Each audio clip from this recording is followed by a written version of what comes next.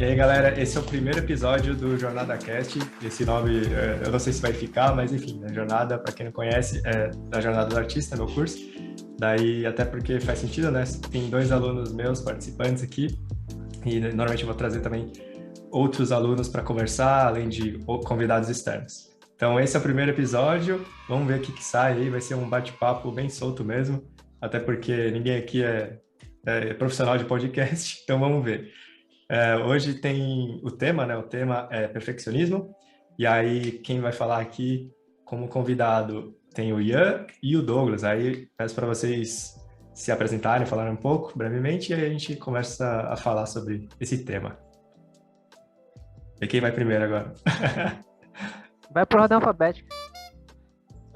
Então eu vou primeiro. Bem, eu sou o Douglas Melo e sou humano e não consigo ser perfeito.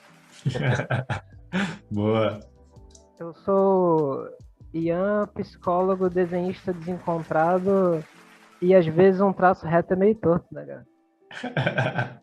Os caras veio preparado, ó, só as frases de efeito aqui, mano. Muito bom. É isso aí.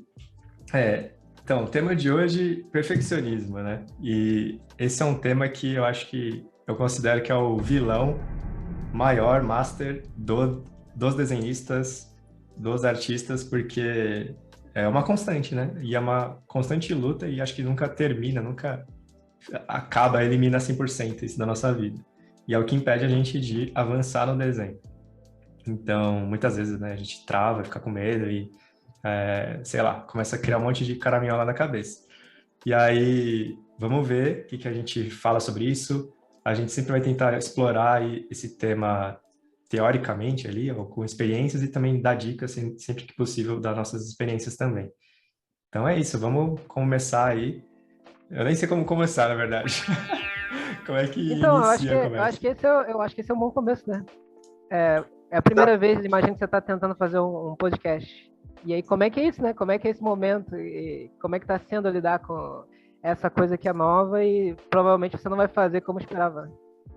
Então, acho que o erro vai ser o mais legal, na verdade, né? E acho que faz sentido até com o desenho, porque os erros de gravação, essas partes que são não combinadas e acontecem, né? Os acidentes felizes, são às vezes o mais da hora, é o que traz de mais legal, assim. Então, vamos ver, né? E no desenho é igual, né? No desenho também tem isso, né? Tem a questão do acidentes felizes, de não ser perfeito e aceitar isso, né? Então, acho que é por aí. E, sei lá. Pois é, e, bem, eu acho que o tema, ele foi de fato bem pertinente para ser o primeiro, justamente porque tudo aqui hoje é uma experimentação, então a gente vai passar por possíveis falhas, né? Então já é um confronto a qualquer sentimento de perfeccionismo, de talvez querer acertar de primeira e fazer o episódio, né? Poxa, é o piloto, é o primeiro, tem que sair perfeito, né? Então, às vezes, o fato de ter sido escolhido para ser o primeiro, eu achei bem interessante e não sei se foi proposital, mas veio bem a calhar. Não, foi tudo sem pensar, na verdade. Eu falei assim, é um tema que está pingando aí, direto a gente fala sobre isso, então por que não o perfeccionismo? E eu vejo que é uma dificuldade de muita gente, assim, no próprio YouTube, assim, nos comentários, nas lives, que mais tem a gente falando assim, né, tô desanimado, tô frustrado, tenho medo de avançar, tenho medo de desenhar X, sabe? É uma questão que eu vejo que tem a ver com o perfeccionismo, sabe?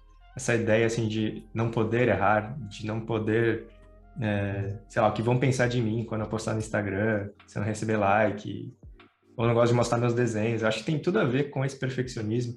Várias outras questões, claro, mas muito com o perfeccionismo. E acho que um ponto interessante de começar a falar é até essa questão do erro, né? Acho que o erro tem esse medo do erro, né? Tipo, pô, por que a gente não pode errar? Por que a gente não pode cometer acidentes aí, falhas, por exemplo, nesse podcast ou no desenho? Porque o erro é tão evitado a todo custo. E aí, quando a gente se liberta disso, é que a gente começa a aprender ou a crescer, né? Então, acho que existe uma confusão em relação ao erro, né? Um mau entendimento sobre o tema. Acho que pode ser um ponto interessante para começar a falar. Como é que vocês já lidaram com o erro, por exemplo, na experiência de vocês com o desenho? Ou esse perfeccionismo? Como foi na jornada de vocês aí? Bem, eu particularmente,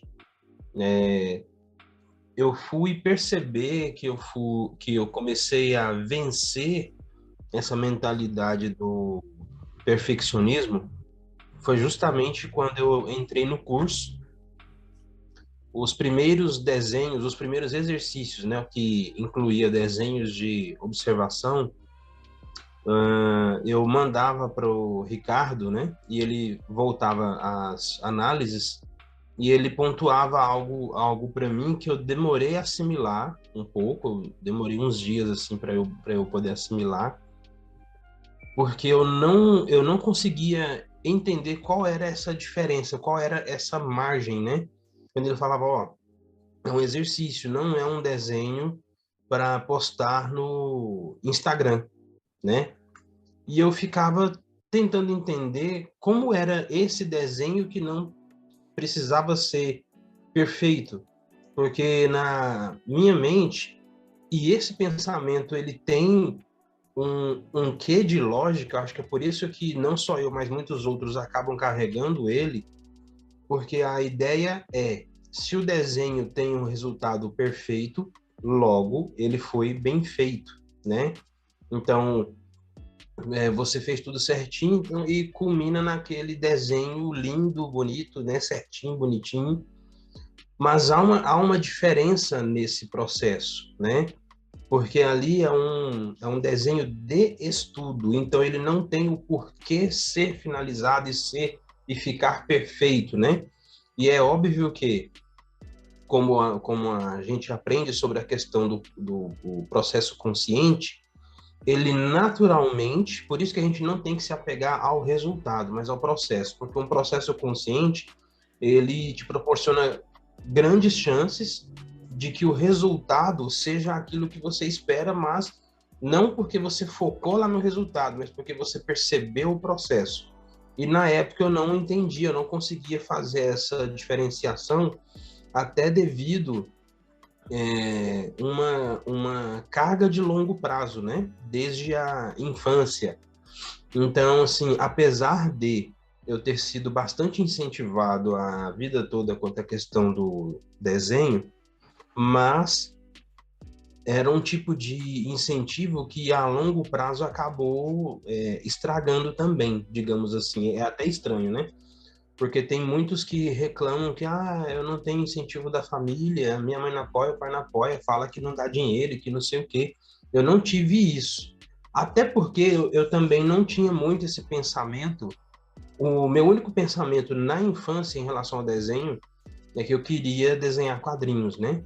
No meu caso, especificamente, eu tenho amigos que tá desenhando e o foco é quadrinho, mas no meu caso, ficou mais para a infância, né?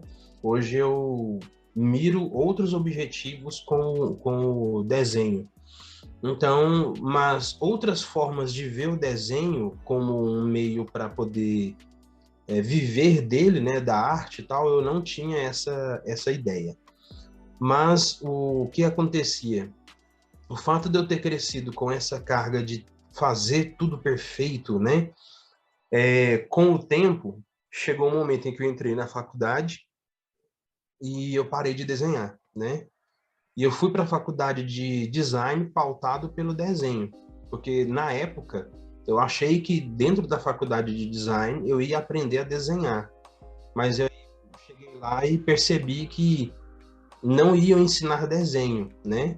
Mas usa desenho, mas eu já teria que saber desenhar. E eu sabia que eu não sabia desenhar, eu sabia copiar, mas eu não entendia muito essas nuances, esses detalhes, né? E aí, o que aconteceu? Quando eu parei de desenhar, eu fui perdendo aquela confiança que eu tinha, de alguém fala assim, desenha isso aqui para mim, e eu ia lá e desenhava, eu fui perdendo isso, porque eu passei a ter medo do papel. Então eu corria. Quando alguém chegava, desenha isso aqui para mim, minha tia ou minha irmã precisava de um desenho para ela recortar e fazer molde de alguma coisa.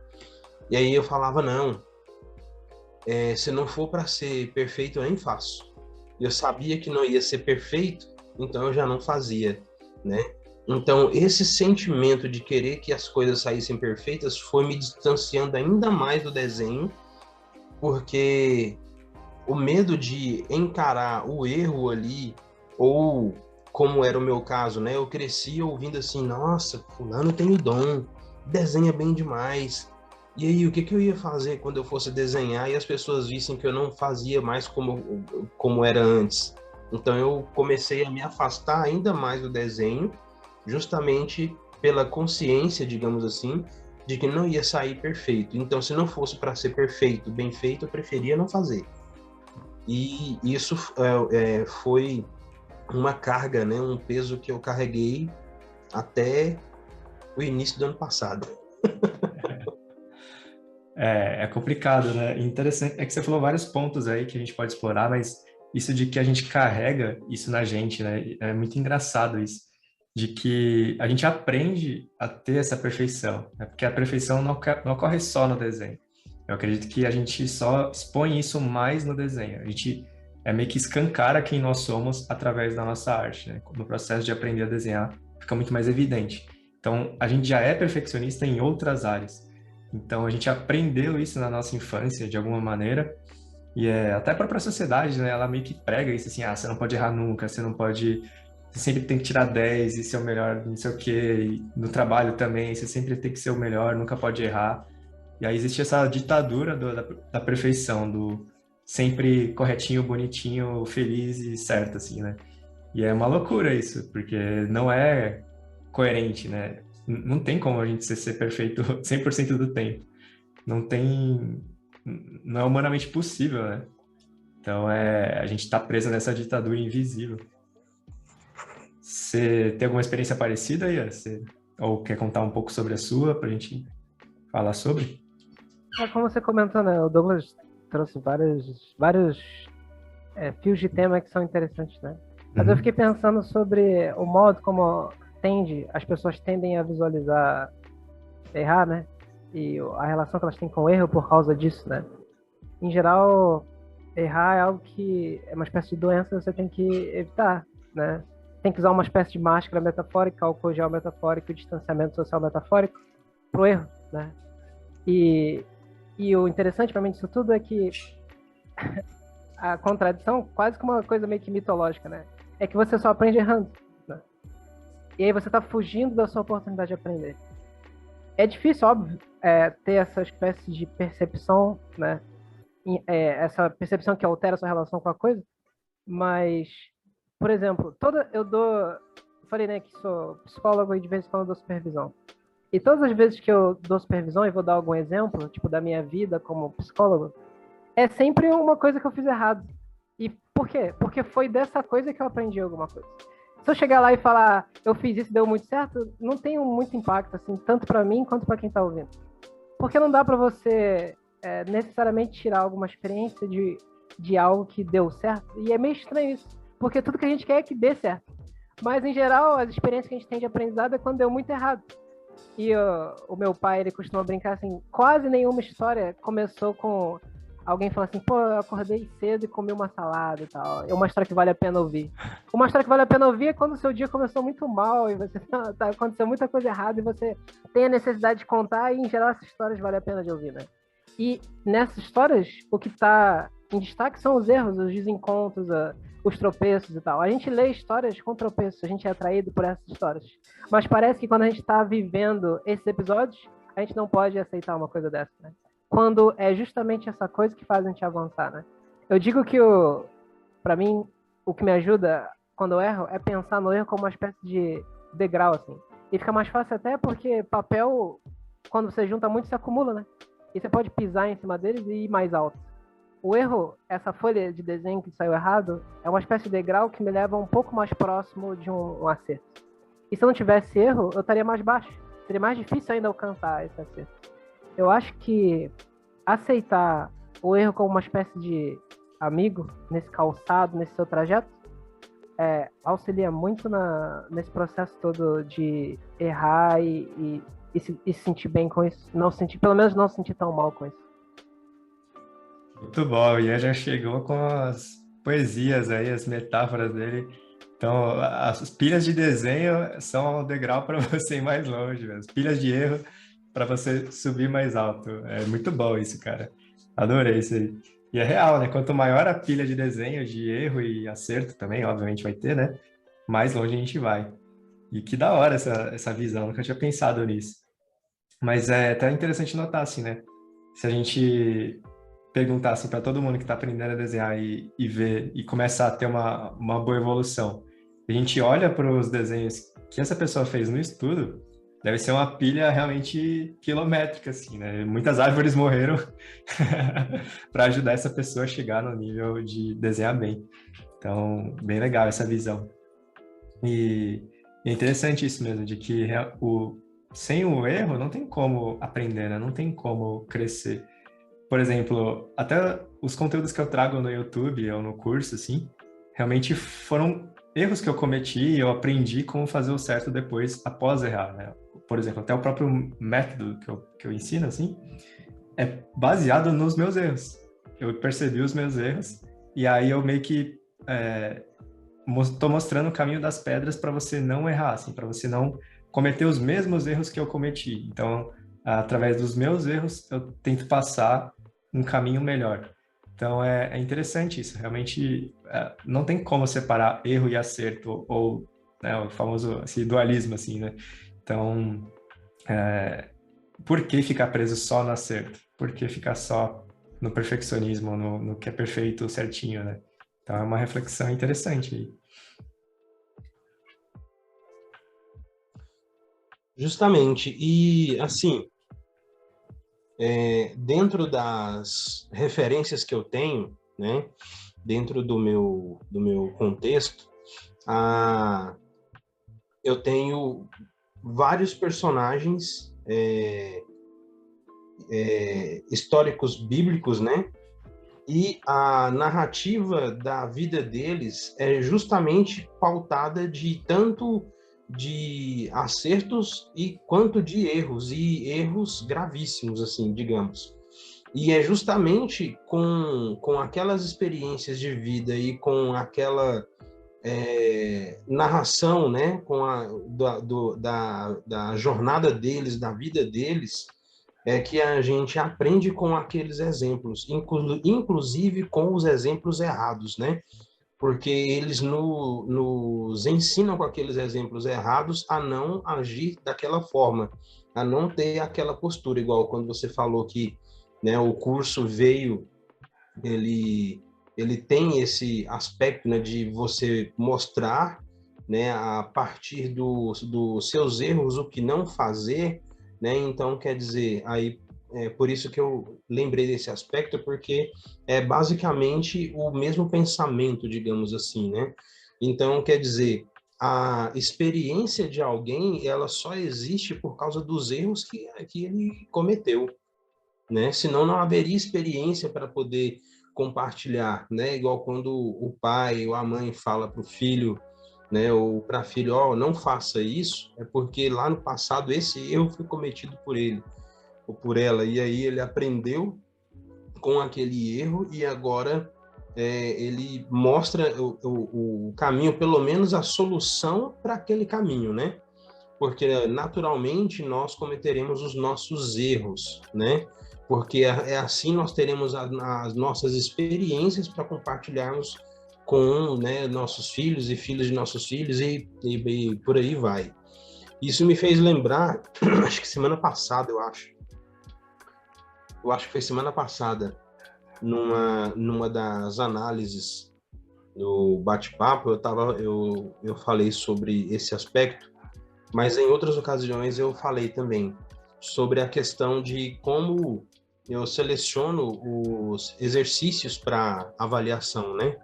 Então, assim, aquele exercício que está com um bom resultado, não tem como extrair muito dele. Porque o que eu vou falar? Tá legal.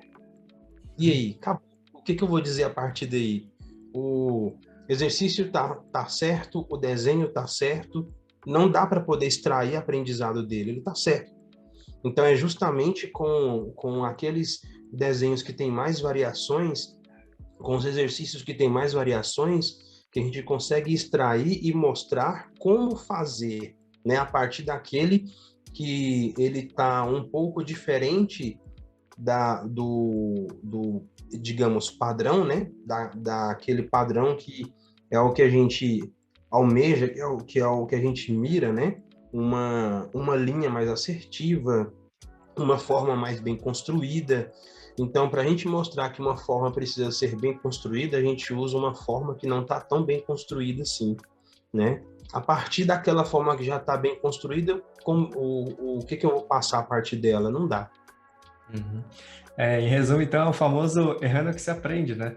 Não tem como aprender, não tem como crescer e seguir adiante sem o erro, porque eles são os dois lados da mesma moeda. Então, é meio que isso, assim, a gente só está comprovando essa frase, esse provérbio centenário, sei lá quantos anos tem isso. Então, realmente, assim, se é tão importante, tão essencial o erro, por que a gente não pode errar? E quando é nos outros é legal, é interessante, é inspirador. Por exemplo, enquanto você estava falando, você falou do um personagem, uma coisa assim, me fez lembrar do Homem-Aranha. Tipo, por que o Homem-Aranha tá bombando agora? Porque ele é o mais imperfeito dos super-heróis. O super-homem, ele é muito perfeito. Ele é chato, digamos assim, né? Pelo menos na minha opinião. Daí, o Homem-Aranha... o Homem-Aranha ele é mais legal porque ele é imperfeito, né? Ele é uma pessoa normal. E por que nos outros é legal e quando é com a gente, é ruim ser imperfeito, é ruim errar e falhar? É interessante isso, né? Por que a gente sempre precisa ser o melhorzão, assim? O melhor de todos. A questão também é a consequência disso, né? Quem tá disposto a carregar esse peso, né? É, Porque uma coisa que eu fico... Talvez isso seja sair do assunto, não sei. Mas uma coisa que eu fico pensando muito, principalmente agora, é como essa parte da arte, talvez, mas a gente tá falando especificamente do desenho, né? Ela não é muito comentada, né? Porque, devido à história e tudo mais, a arte é uma coisa muito romantizada. Mas essa parte do treino e produção e tudo mais, não é muito comentada, assim. E aí parece, por exemplo, eu que não sei de tudo isso, né? Quanto é difícil e tudo mais. Aí eu faço uma cabeça errada, eu acho que a falha é comigo. Mas quando o processo é esse mesmo. Porque essa parte de, cara, você vai errar centenas de vezes, não parece ser muito dito. E aí, quando eu tô dentro desse processo, eu me sinto uma espécie de fora da curva, sabe? Como se, cara, eu tô vendo lá o pessoal ficou muito bom em, sei lá, um mês. Assim. Eu tô falando que ficou muito bom em um mês. E eu não sei quantas horas ele estudou por dia. Ele pode ter estudado 12 horas por dia, não sei. E eu tô aqui fazendo 1 hora, meia hora, porque é o que minha vida permite, e eu não consigo. Eu acho que o culpado sou eu. É tudo culpa minha. Eu que sou ruim. Eu que não tenho habilidade, não tenho dom, as coisas assim. E aí parece que o erro é meu, né? Não do processo mesmo. Faz parte da coisa toda. Eu acho que pouco se comenta disso, o quanto é difícil, né? Em geral, falam como é fácil, né? Ah, eu consegui fazer isso aqui, é muito fácil, tal. Eu sempre também eu consegui. Mas é difícil também. E aceitar que é difícil me ajuda muito. Porque falar, eu não sou uma espécie de doente, eu não tenho alguma, sei lá, alguma coisa errada comigo. É porque é difícil. E tá tudo bem. sim. Você até perguntou outro dia para mim, né? Ô, quantos você fez de desenho? Quanto você praticou, né? Por causa dessa curiosidade. E é interessante mesmo, porque ninguém fala assim, eu, sei lá, fiz 100 sketchbooks de estudo ou gastei 5.000 folhas de desenho só estudando para chegar onde eu cheguei. Então, realmente, acho que a gente também vive nessa ditadura do perfeito na internet também, né? Do Instagram. Só tem desenho final bonito e incrível e não tem muito processo. Daí você fala assim, então, pô, essa pessoa já nasceu com isso, né? O famoso dom. Ela já sai ali magicamente, bota ali o papel no lápis, lápis no papel e sai bonito, assim, perfeito. Então, eu cria essa ideia totalmente errada de que existe dom e que não existe o processo, não existe o estudo. Só que, na verdade, é o contrário. Se a gente pegar para olhar qualquer artista, qualquer pessoa que está aprendendo a desenhar também, que está tendo um resultado, tem muita quilometragem ali atrás. Tem muito desenho tosco que ela errou e tudo mais e pavimentou para ela chegar onde ela está agora, né? Então, é mesmo, é verdade que a gente não fala muito sobre isso. E eu até notei isso também até no meu próprio perfil, assim, de tipo, pô, por que que eu só posto o desenho final bonito? Porque essa é a norma. A norma no Instagram, por exemplo, é só postar desenho bonito. Mas aí eu fiquei pensando, pô, mas não faz sentido. Até por mim, assim, ser professor, faz mais sentido postar o processo e não só desenho final bonito. Então, acho que é até uma oportunidade de falar mais sobre isso, né? De trazer o erro, de tentar trazer mais esse lado mais natural, humano do processo que ninguém praticamente vê. Então, é uma boa reflexão aí. Quando eu voltei a desenhar em abril do ano passado, o meu pensamento ele veio justamente pautado no autoconfronto, digamos assim. Foi um desprendimento, eu me expus a um desprendimento, a um processo de aprendizado, a vencer esses aspectos, inclusive o próprio perfeccionismo, né? Então eu falei, não, eu vou postar todos os meus desenhos até para, se alguém, né, se identificar com essas etapas, vai ver ali o meu crescimento, né, desde meu primeiro desenho do retorno até ver todo o meu crescimento até ali, né, o quanto eu evoluí através do estudo, né, do estudo e da prática, na verdade, é mais da prática do que do estudo em si, né, digamos assim, a gente estuda, pega aquele estudo e aplica, e isso se dá através da prática constante, né? Atualmente eu estou mudando o perfil porque eu mudei o propósito, né? A finalidade no seguinte quesito. Agora, como eu miro algo, eu tenho um objetivo profissional, então,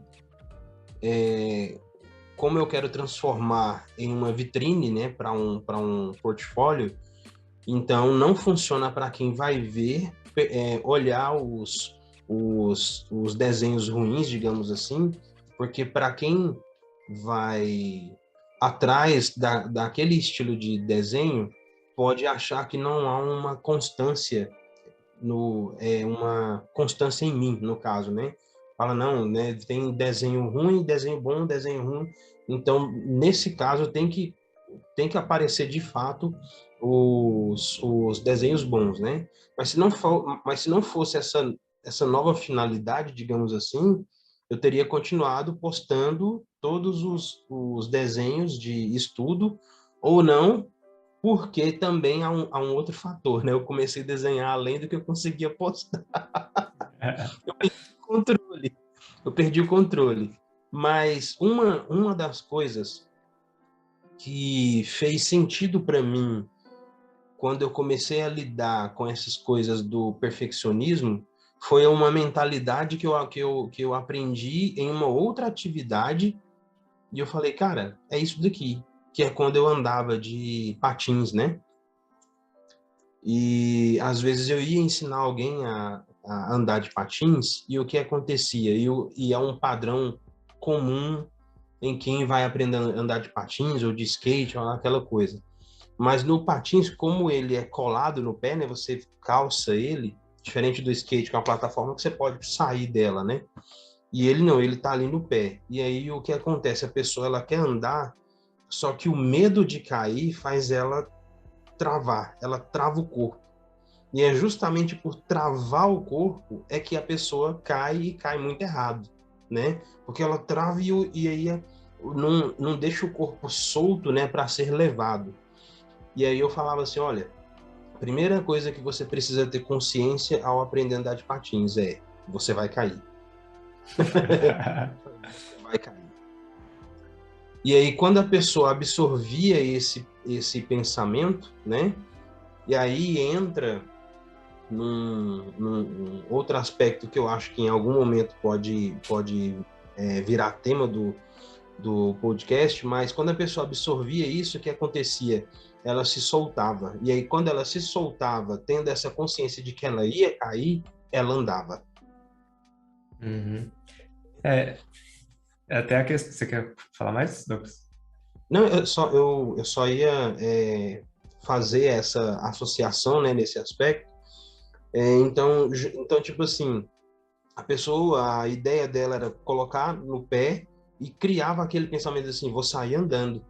E aí, quando ela sentia que o pé deslizava no chão e aí batia, o medo, ela travava, né? A expectativa era uma, né? Qual que era a expectativa do perfeito? Eu vou colocar ela no pé e vou sair andando. Mas quando sentia, né, aquela realidade ali, né, da possibilidade da queda, aí ela travava.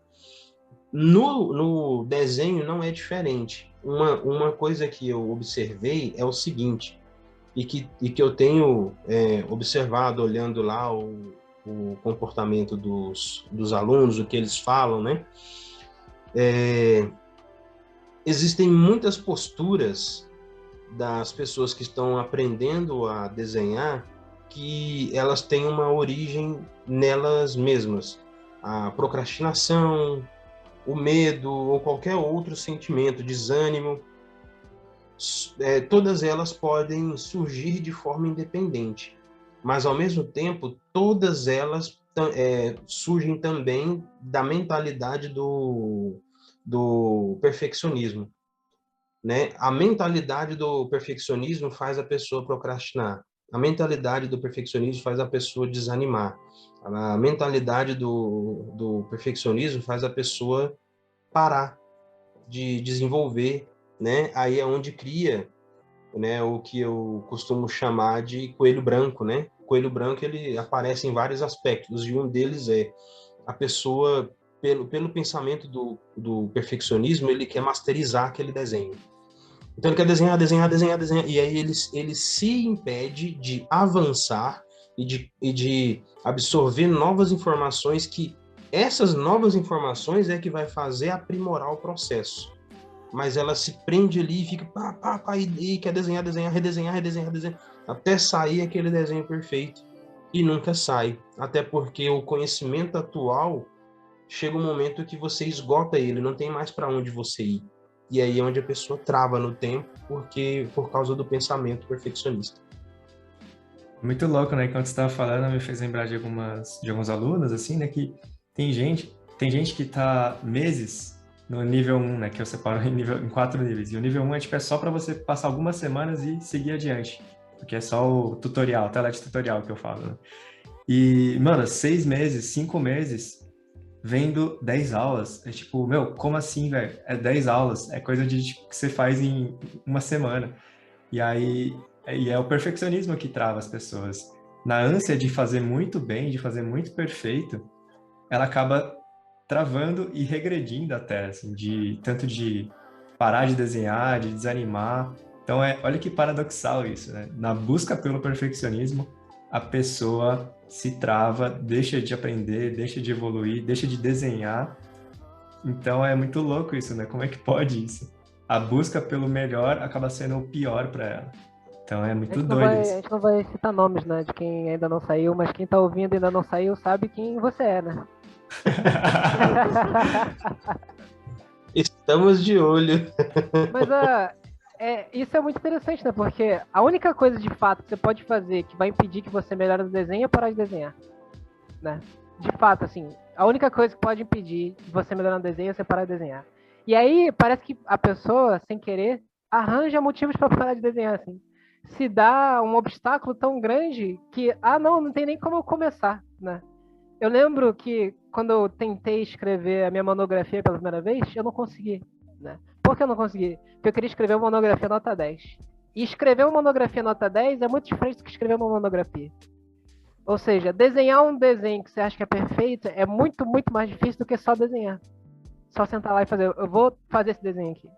A experiência é absolutamente diferente. E parece que quando as pessoas sentam para desenhar, elas não sentam para desenhar. Elas sentam para fazer um desenho perfeito. Assim. E a experiência é totalmente diferente. Eu gosto de sentar para desenhar. Eu absolutamente detesto sentar para desenhar um desenho perfeito. Cara, isso é real. E aí entra um pouco no que o Douglas tinha falado no começo, né? De questão do estudo perfeito. A todo momento querer fazer um desenho perfeito. Isso, na verdade, é uma ditadura. É uma ditadura, você sendo ditador em relação a você, né? Tipo, se toda hora você tem que acertar, fazer perfeito, um estudo perfeito, é massacrante. Acho que por isso que vem também o desânimo, né? Vem a procrastinação, porque é muito ruim, é um sentimento muito pesado, e aí é meio que a gente já é programado para fugir do sofrimento, né, como seres humanos, por isso que a gente se afasta do desenho, né, e para de desenhar. Então é muito louco isso, né? E perdi o fio da meada. Mas era por aí, era isso aí. Não, E, eu acho que é por aí mesmo. Se perdendo, assim. Uma coisa que me ajudou muito a gostar de praticar estudos é ele ser uma espécie de laboratório, assim. É o lugar que eu experimento as coisas. Mas e se eu fizesse a linha desse jeito, o que ia acontecer, né? E aí vê o que acontece. E é doido. É doido ter essa espécie de liberdade que eu sempre tive, mas parecia que eu me esqueci disso. Estudo é um Uhum. lugar para você experimentar. Parece que quando as pessoas veem o seu vídeo, né, lá, e aí você tá fazendo para dar um exemplo, elas acham que o seu exemplo é a coisa, quando é só um exemplo da coisa. E aí elas acham que replicar a coisa é a intenção. E aí se perdem e esquecem dessa espécie de liberdade de só tentar assim, se eu tentar fazer de outro jeito. O que acontece? Quando, na verdade, é esse tipo de pensamento que leva a descobertas. Sim, e aí entra no ponto também que o Douglas estava falando de deixar fluir, né? De soltar o corpo, por exemplo, no patins. E aí tem aquela, até a metáfora que o Ian sempre fala, né? Do bebê que aprende a andar e falar e tudo mais, e se permite, na verdade, né? Ele aprende errando, caindo, e sem se julgar, sem se ficar travado, duro, assim, né? Tipo, não, não posso errar, então deixa eu, melhor nem andar. Na verdade, não, ao contrário, né? Tem a exploração, tem a tentativa e o erro, o não julgamento. É um processo de aprendizado muito leve, né, para a criança, porque é uma diversão. Ela dá risada, a criança dá risada quando ela está aprendendo a andar e falar, e, e ela nunca se julga, né? Ela nunca se critica. Ela só vai parar de andar e falar, tentar falar e andar, se alguém falar assim, oh, não, tá errado, tá zoado, não sei o que, você é burro, falar alguma coisa assim, aí a criança vai ficar com trauma, ela vai parar, opa. Então, mas a dela mesma nunca vai ter esse sentimento, né? Então, a gente desaprende Tem essa um, criança. tem um professor de filosofia, Gilvão, é o nome do cara. Ele tem uma parte no livro dele que ele cita uma tribo, em algum lugar na África, que é uma tribo que meio que aprende a cantar, né? A coisa da tribo é cantar, tem as canções dele e tudo mais. E aí sempre tem um cara que meio que lidera, uma pessoa que lidera, e essa pessoa em geral que lidera é a pessoa que está fazendo isso há mais tempo, né? E aí as outras pessoas acompanham. E aí o que acontece? Uma hora ou outra, alguém desafina ou faz a letra errada, coisa do tipo. E qual é o movimento dessa tribo? Eles gargalham, assim. Mas eles não estão gargalhando, tipo, apontando o dedo, falando, ah, você fez errado. Eles estão gargalhando para apreciar a coisa que aconteceu. E eles gargalham, riem, se sentem bem com a coisa. E depois retoma a canção. O cara aponta que, ó, não é assim que se canta, a gente tenta fazer de outro jeito. Mas ele aponta isso rindo.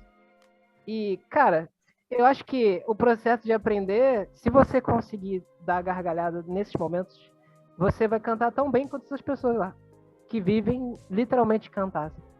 E eu prefiro ter uma prática alegre, já que é uma coisa que eu quero fazer minha vida toda, do que uma espécie de condição miserável que eu imponho a mim mesmo e não me permite nem rir no processo. Cara, quer falar, Douglas? Você já ia falar alguma coisa antes? não, enquanto o Ian falava, eu lembrei, semana passada eu falei isso com os alunos, eu lembrei do meu sobrinho, né, de 4 anos. Então, tipo assim, é natural, é uma criança de 4 anos, ele não sabe pintar. Então ele pega um desenho, ele não sabe nem preencher apenas aquele lugar com aquela cor. Ele pega e pinta tudo. Então, tipo assim, tem um personagem, ele não assimilou que a calça é de uma cor, a camisa é de outra cor, o bonezinho é de outra cor e a pele é de outra cor. Então ele pega o lápis azul e passa em cima de tudo e desordenado. E aí quando foi, acho que foi, semana passada ele chegou aqui em casa, ele começou a estudar esse ano. E aí ele veio com a mochilinha dele e com papel, com um desenho para colorir, mas não era da escola, era dele, assim, brincar em casa. E ele pegou e abriu e fez questão de me mostrar a pintura dele. E aí ele, Titi, e aí ele mostrou o que ele pintou, né? E eu, nossa, que lindo, tal. Ele, muito legal, né, Titi? para ele aquilo estava maravilhoso, né? Então, tipo assim, o que o Ian falou me fez lembrar justamente desse aspecto, né, da leveza da criança. Ele não tá ali preocupado né, na hora de pintar, se não saiu da margem, né, daquilo que tá estabelecido. Ele não sabe nem fazer assim, ele conhece as cores, mas não sabe fazer essa distinção de que a camisetinha tem que ser de uma cor, a calça de outra, o sapatinho de outro, o boné de outra, a pele, ele pintou tudo ali de uma vez e achou muito legal. No entanto, ele falou, muito legal, né, Titi? E eu, nossa, ótimo, né? Porque, tipo assim, é, é óbvio que eu não vou falar, nossa, tá horrível. Não, não posso. Porque senão eu mato essa mente criativa dele que está sendo desenvolvida. Com o tempo, ele vai perceber, ele vai entender que as coisas têm que ser pintadas ali certinha, dentro do espaço, né? Mas agora é o momento dele explorar e descobrir, né? E eu achei isso muito interessante. Da hora. E é muito louco isso, assim, né? Enquanto você falava, assim, me fez lembrar de uma experiência também, né? De que, por exemplo, tem um sobrinho também, ele tem quase 3 anos. E aí ele às vezes pinta também com giz, ele se vira de qualquer jeito, assim, e rabisca tudo também.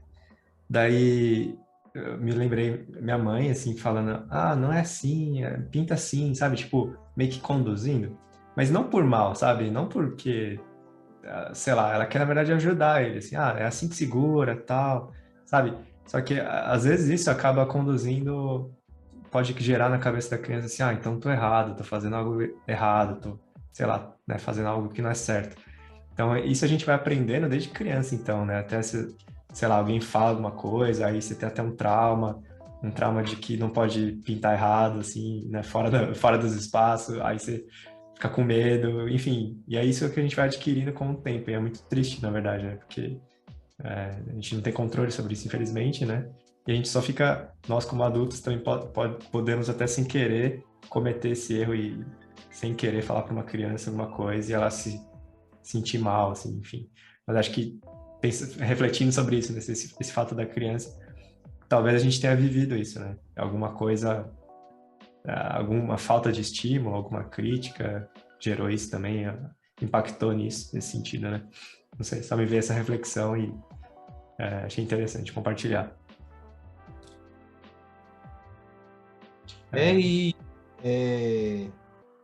Inclusive, enquanto você estava falando isso daí, eu lembrei também de como tem sido a minha mentalidade em relação a ele, né? Então, tipo assim, no momento eu não procuro nem falar, não, é assim que se pinta. Eu não falo, sabe? Eu deixo. A única coisa que eu começo a ensiná-lo é como ele já conhece as cores, ele sabe o nome das cores, e aí ele vai pintar um personagem, e aí eu falo assim, quais são as cores desse personagem que ele já conhece? Aí ele pega e fala, então, esse personagem tem essas cores, entendeu?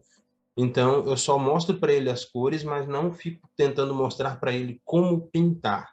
Eu só deixo ele entender que aquelas cores pertencem àquele personagem, vamos dizer assim, né?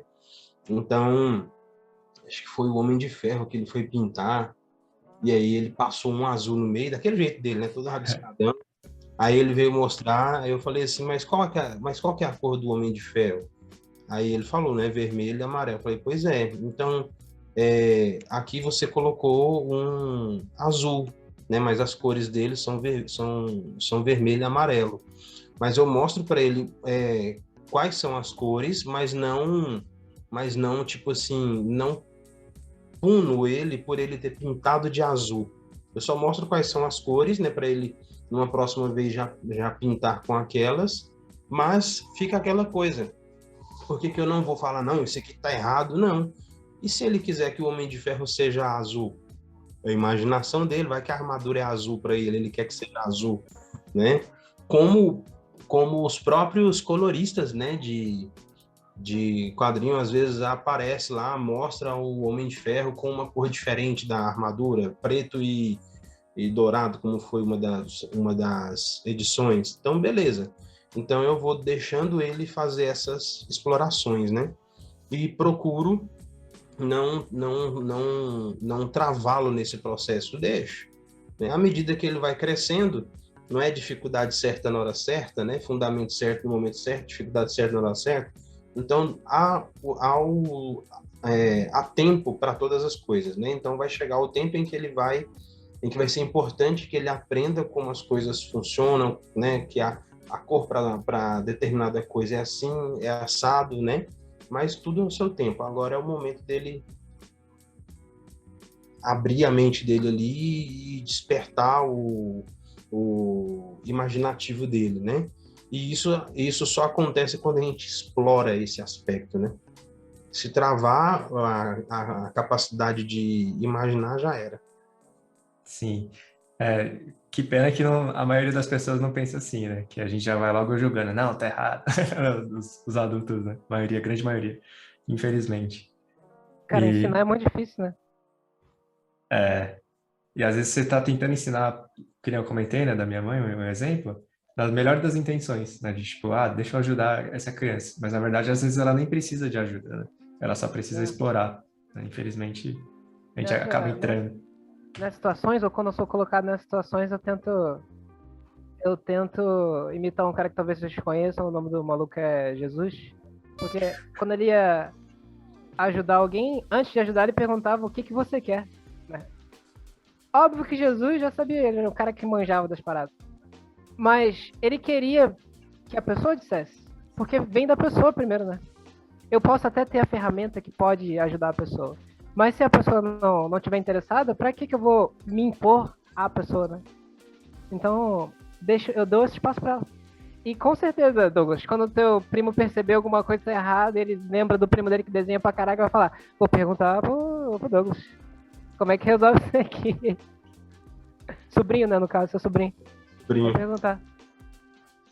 O Ian lembrou de um aspecto aí que realmente é um assunto que já foi até abordado em pregações em que eu estive presente, né? Por que Jesus perguntava, e se o cego queria ser rico? E se ele não quisesse ver de novo, ele queria outra coisa, né? Então, realmente, perguntava, né? O que você quer que seja feito? Eu não quero ver. Né? Mas e se ele não quisesse ver, ele quisesse outra coisa? Nossa, muito bom. É complexa essa questão aí do aprendizado. E eu tava pensando agora da gente falar em algumas questões mais práticas, assim, né? Tipo, falamos muito da questão do perfeccionismo, das implicações e tal, né? De como isso afeta a nossa vida, mas uma questão mais prática. Como é que a gente pode trazer mudança pra gente, além do mental, né?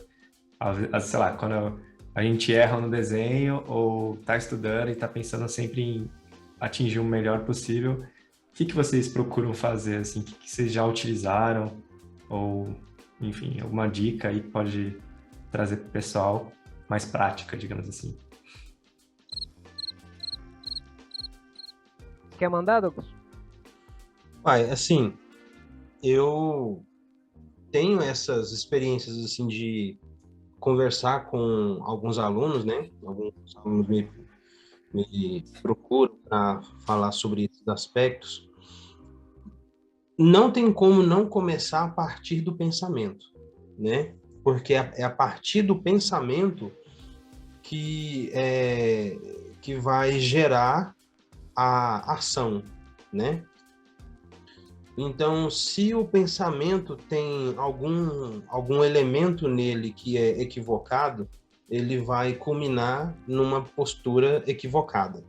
Então, você precisa trabalhar a forma como ele pensa, né? Então, como já aconteceu algumas vezes, eu costumo falar o seguinte: às vezes eu pergunto para a pessoa, e aí, tá desenhando? Qual que é a dificuldade? É porque eu comecei a desenhar e aí não estava saindo do jeito que eu queria, então eu parei. E falei assim, pois é, você consegue perceber que esse pensamento, apesar de parecer fazer sentido, ele tem um elemento sofista nele. né? Porque o que é o sofisma, assim, a grosso modo, trocando em miúdos? É a mentira que parece verdade, né? E, é como eu falo, não existe meias verdades, né? Meias verdades é uma mentira inteira. Então, aquele pensamento que parece fazer sentido é uma mentira na sua cabeça que você mesmo acaba criando.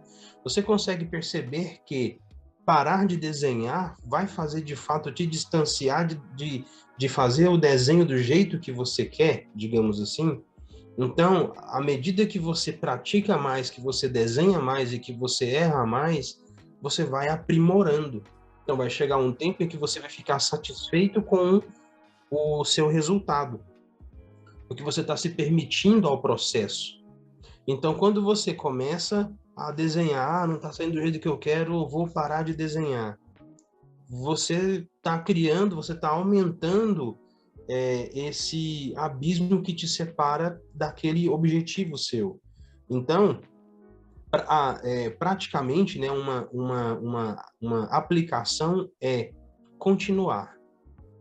A sua mente, ela tá ali para você, não para porque tá dando errado, não. Continua. Continua. Porque à medida que você vai desenhando mais, você vai aprimorando mais, sua linha vai melhorar, sua construção vai melhorar.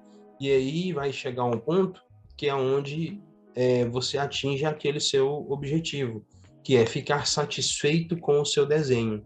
Ainda que, porventura, ele não saia perfeito, porque não vai sair, mas você vai ficar satisfeito, né?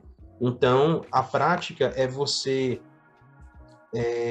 esses dias a gente estava falando muito sobre essa questão de pensamento e de hábito, né? Então, eu tenho algo que eu apliquei e fez bastante sentido para mim, eu procuro passar, né, para as pessoas sobre isso, e é basicamente isso que eu acabei de falar, né? O hábito que vai te transformar, ele começa lá no pensamento. Então, para você gerar um novo hábito, você tem que trabalhar o pensamento, trazer para sua mente um pensamento correto ou um melhor pensamento que vai produzir o bom hábito, né? Ou seja, como eu usei o exemplo do gordo que fez bariátrica, né? Por que trabalha, né? Tem um acompanhamento psicológico para poder reeducar a mente. A mente de gordo continua, só que ele pega esse pensamento, essa mentalidade de gordo, consciente de que ela está lá, só que ele põe para o lado. Por quê? Ele olha para a comida e a mente está assim, tá gostoso, né? Pra caramba. Come mais um pouquinho. Só que agora tem um novo pensamento que vai sobrepor aquele e falar, não, se eu seguir isso daqui, eu vou jogar tudo fora, né? Então, por que tem gordo que vence a bariátrica? Porque ele não trabalhou o pensamento. Ele só diminuiu por um processo cirúrgico, ele só diminuiu ali a medida, mas a mente continua aquela mente que fez ele ficar daquele tamanho, né? Então, quer dizer, você não vai apagar aquele pensamento, você só vai se apegar a um novo pensamento. Então, quer dizer, você está desenhando, sua mente está falando assim, não, para, porque está horrível, você não está dando conta. Não, deixa isso para lá, depois você volta. Mas você tem um novo pensamento, que é, não, eu vou prosseguir, porque eu sei que se eu prosseguir, eu vou alcançar o que eu estou querendo com esse desenho ou com o desenho. Então, na prática, seguir em frente, né? Mesmo que aquele coelho branco passe no meio do caminho e tire a sua atenção, faz você olhar para o lado, você tem que perceber que quem está atrasado é aquele coelho, não você. Você continua seguindo o seu caminho. Boa. Eu só vou emendar e qualquer coisa depois você fala, porque é muito legal essa fala do Douglas, né? Porque eu ia falar sobre isso também, né? Dos pensamentos. Daí, enfim, né? O que o Douglas comentou é muito sobre perseverança, no fim das contas, né? Assim, de você seguir adiante, por mais que surja algum pensamento ou até o próprio desenho, você tá vendo lá, pô, não tá tão legal, mas vamos adiante. Então, é perseverar nesse sentido aí, né? Continuar até o fim. Daí, uma outra dica complementar a isso, né, de prestar atenção nos pensamentos, de você tomar consciência do que passa na sua cabeça, porque normalmente a gente é meio que robô, assim, a gente não presta atenção no que a gente está falando lá dentro, a gente está falando toda hora, né? E o que é muito ruim. Normalmente sempre é um pensamento bem negativo, né? Meio que um padrão, acho que humano, né? Então, prestar atenção nos nossos pensamentos é um outro hábito muito bom, porque quando você presta atenção nesses pensamentos, você interrompe, você pode ter a oportunidade de interromper esses pensamentos, ou pelo menos não dar corda tanto, não acreditar tanto.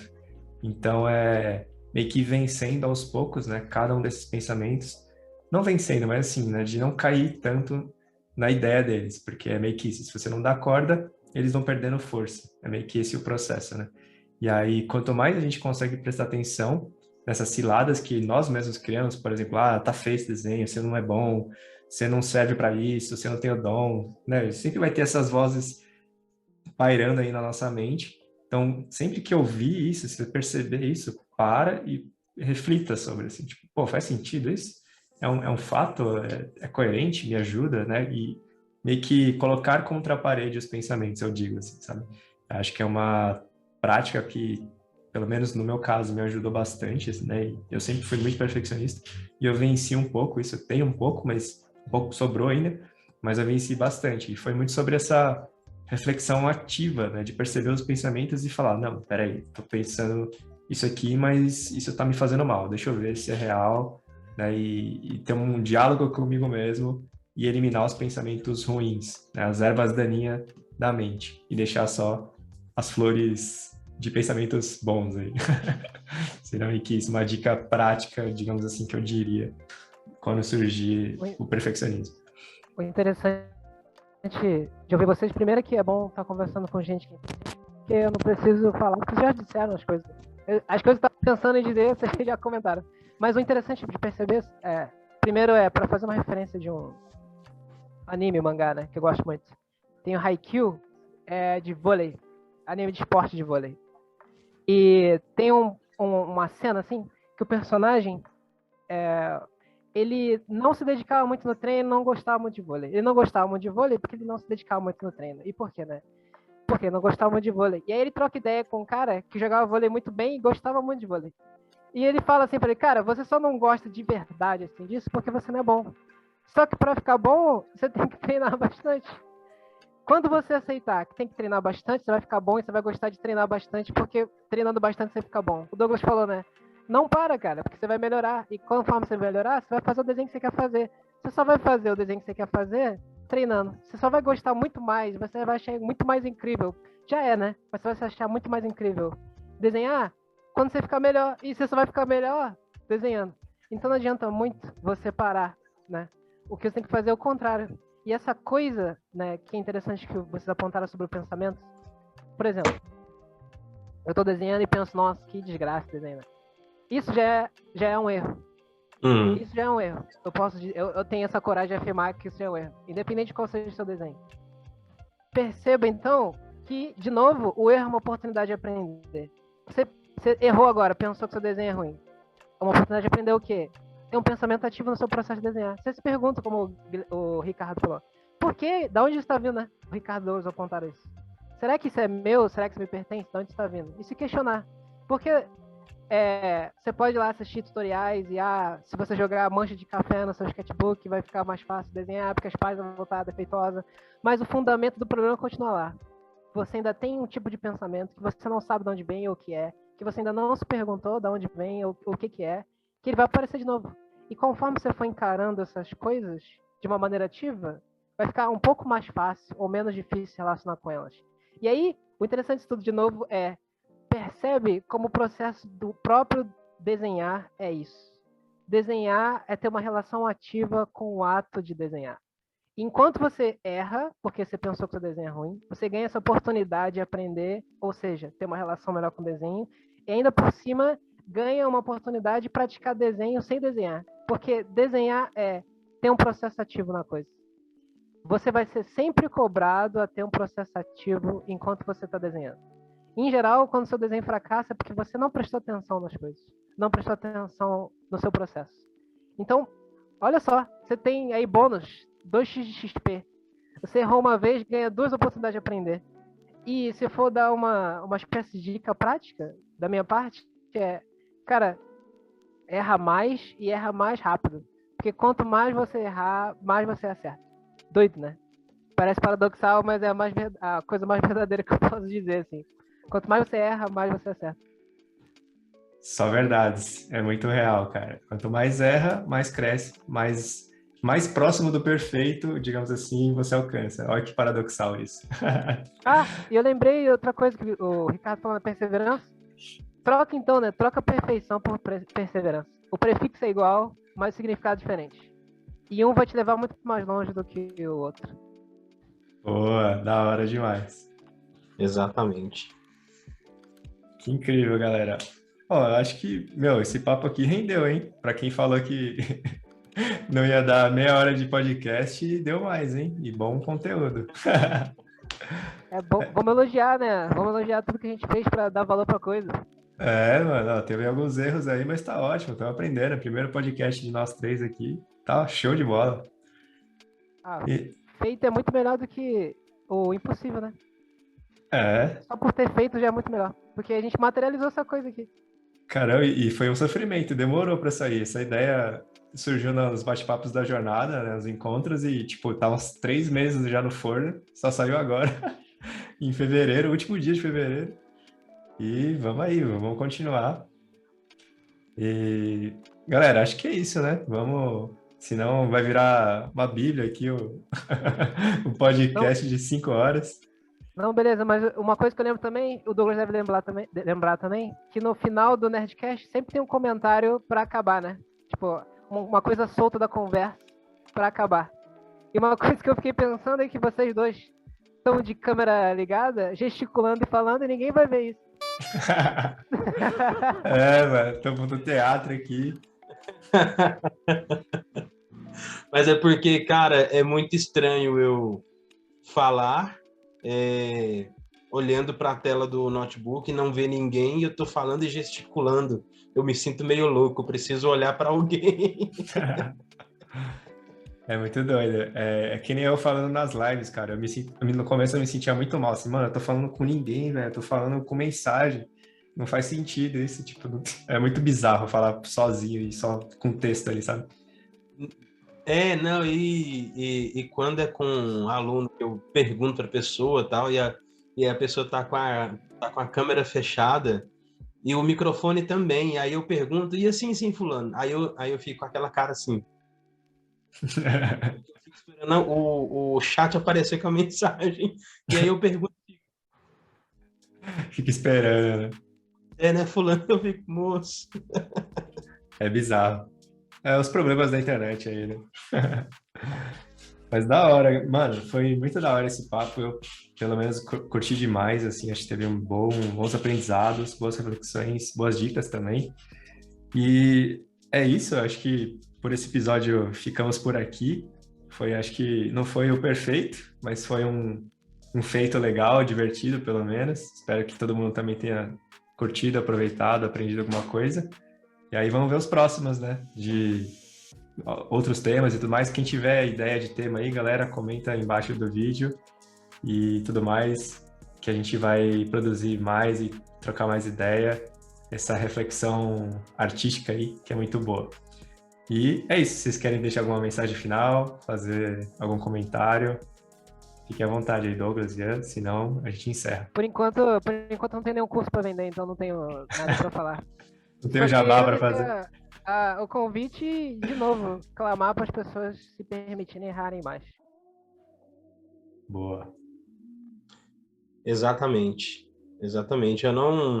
Eu não tenho nem o que falar agora porque o Ian roubou minha frase. Muito bom. O momento final é sempre do jabá, mas então vamos ficar sem jabá. Vocês podem fazer assim, ó, eu faço encomenda de desenho, o meu Instagram é esse. Não quer falar, Douglas?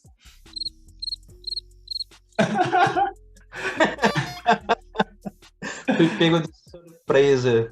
Não, assim, esse vai ter que ir pro corte, porque por hora eu não tô pegando encomenda.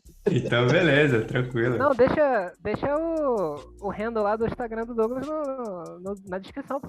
Então, o seu também. É isso, galera. Espero que vocês tenham curtido esse primeiro episódio. Aguardem aí os novos. Não vai ter uma periodicidade, assim, sempre vai ter, sei lá, toda semana, algo do tipo. Então, aguardem aí, quando surgir, vai surgir. E aí, de novo, quem tiver ideia de tema, comenta aqui embaixo do vídeo, beleza? Então é isso. Muito obrigado a todos que ficaram aqui com a gente, ouviram nossas reflexões. Então, até a próxima.